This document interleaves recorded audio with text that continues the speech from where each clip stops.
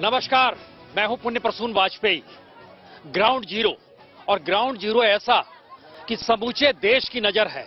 हम जहां पर मौजूद हैं, ये कह सकते हैं गुड़गांव का इलाका है, लेकिन जिस जगह पे मौजूद है कह सकते हैं कि घनी बस्तियों के बीच में कोई इमारत खड़ी हो जाए और उसके बाद कह दिया जाए ये स्कूल है, और स्कूल के भीतर अगर झांकी और अगल बगल की स्थितियों को अगर आप देखेंगे तो आप हैरत में आ जाएंगे कि सिर्फ इमारत खड़ा कर देना अगर स्कूल है तो हमारे पीछे जो नजारा है ये स्कूल है।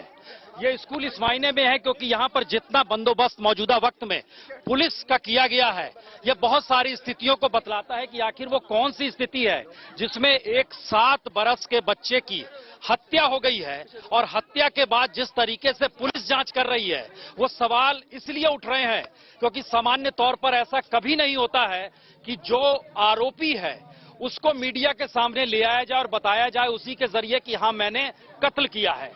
दरअसल स्कूल के भीतर जिन लोगों से हमारी बातचीत हुई जो स्कूल के भीतर हैं, एक स्थिति वो है। दूसरी स्थिति यह है जो कंडक्टर जिस गांव का है वो गांव घमरौज है जो कि सुहाना में ही पड़ता है, वहां की जो स्थिति है और इस पूरे इलाके की जो स्थिति है ये बार बार इस दिशा में देखती है कि दरअसल इमारत खड़ी कर दी गई, स्कूल है, पुलिस थाना है और अगल बगल मॉल है, लोग जा रहे हैं आ रहे हैं, लेकिन यहां का परिवेश बिल्कुल इस तरीके से है कि अगर पुलिस प्रशासन और पुलिस यानी स्कूल प्रशासन और पुलिस दोनों चाहे तो स्थितियां उसके अनुकूल ही रहेगी।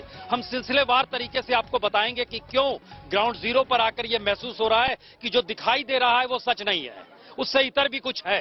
लेकिन सबसे पहले हम दिखलाते हैं कि जिस कंडक्टर ने कहा कि मैंने ये कत्ल किया है, हमारे संवाददाता ने जब उससे पूछा वो पुलिस की गिरफ्त में आ चुका है, लेकिन वो जिस रूप में कह रहा है पहले उसकी बात सुनिए आप।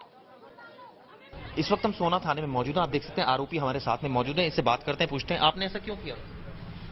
ये बुद्धि भ्रष्ट हो गई, कुछ सुझा ही नहीं दिया। कुछ कब से काम कर रहे थे स्कूल में? 8-9 महीने से। तो यहाँ कैसे आपने ये बुद्धि भ्रष्ट हो गया? आपने बच्चे को टॉयलेट में देखा था सबसे पहले? न जी, मैं था पहले। अच्छा, तो बच्चा आया फिर वहाँ? अचानक आ गया वो। हाँ, फिर क्या हुआ? मैं गलत काम कर रहा था एकला ही, उसने मैं देख लिया, मैं घबरा कर डर गया जैसे।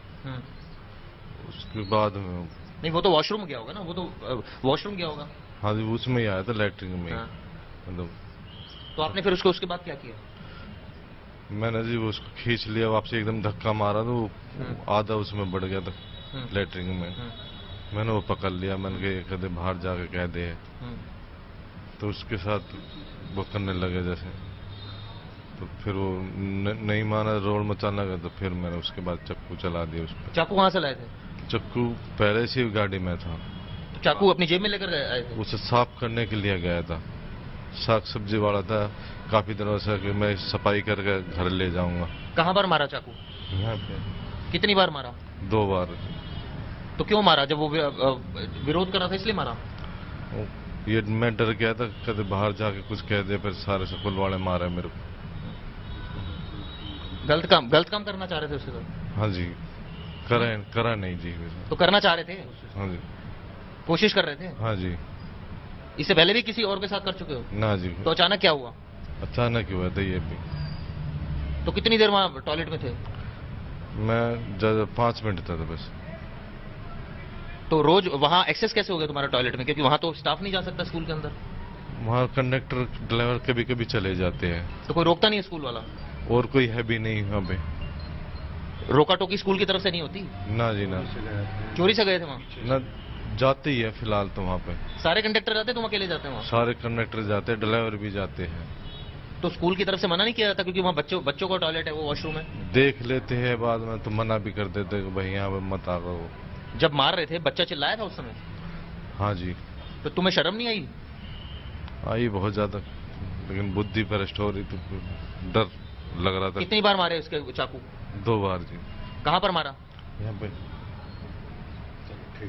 में देख सकते हैं आरोपी है पुलिस की गिरफ्त में इस समय मौजूद है और इसने आज तक से एक्सक्लूसिव बात की है जिसमें इसने साफ साफ बताया कि किस तरह से इसने बच्चे जो प्रद्युम्न ठाकुर है उसकी हत्या की थी और आप देख सकते हैं ये पुलिस की गिरफ्त में है। और सबसे बड़ी बात यह है कि जो इस केस के आईओ हैं उन्होंने इस केस में जबरदस्त जो है मेहनत की, इसकी वजह से आरोपी को तुरंत पकड़ लिया गया, वरना इस मामले में पुलिस जो है अभी तक अंधेरे में तीर ही चला रही थी। आप देख सकते हैं पुलिस की कस्टडी में मौजूद है और लगातार पुलिस इससे पूछताछ कर रही है, तफ्तीश कर रही है और इसने साफ साफ ये बताया कि इसने गर्दन पर चाकू मारा था बच्चे के और ये दरअसल कुकर्म करना चाहता था। जब बच्चे ने विरोध किया उसके बाद उसकी इसने हत्या कर दी। ये स्कूल की इमारत है। जरा कल्पना कीजिए कि स्कूल में पुलिस पूरी तरीके से इस रूप में मौजूद है, लगता है जैसे कोई युद्ध का स्थान हो। एक बच्चे की हत्या हुई है और उस स्कूल में पढ़ने वाले जो बच्चे हैं उनके माँ बाप के भीतर का गुस्सा, हम लगातार यहाँ पर आए हैं। जिस रूप में इनके भीतर सवाल है, सवाल कई है। क्या इनके बच्चे सुरक्षित हैं? क्या इनके बच्चों की कल हत्या नहीं होगी? क्या जिस रूप में पुलिस आज मौजूद है, क्या ये इस रूप में काम कर पाएगी कि आने वाले वक्त में स्कूल प्रशासन गारंटी ले कि किसी भी बच्चे के साथ ऐसा नहीं होगा? तमाम पुलिस वालों की मौजूदगी, हो सकता है इनके चेहरे पर भी सवालिया निशान हो कि इनके भी तो बच्चे कहीं ना कहीं पढ़ते होंगे।